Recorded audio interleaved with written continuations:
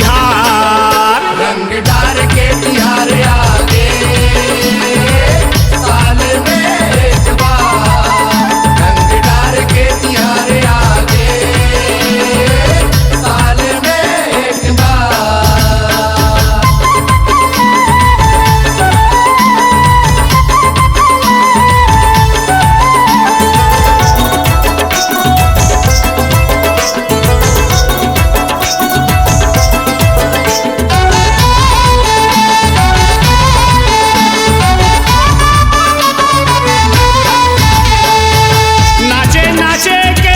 मन हाकर थे फागुन महीना झुम झुम के, फागुन महीना झुम झुम के, फागुन महीना झुम झुम के। गाए बजाए के मन हाकर थे गांव गली में घूम घूम के, गांव गली में घूम घूम के, गांव गली में घूम घूम के। बजे नगारा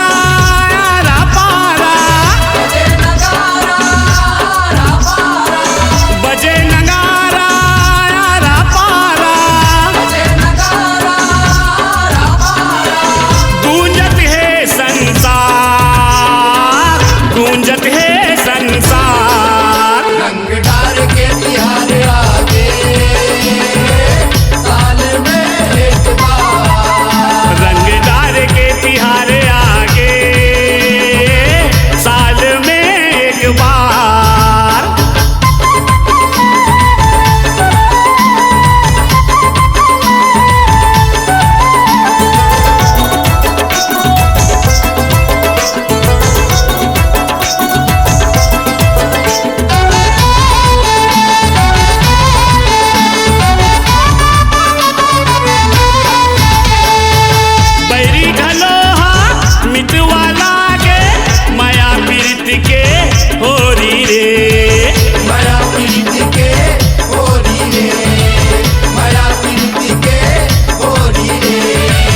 जौन खेले ये होरीला बंध जाते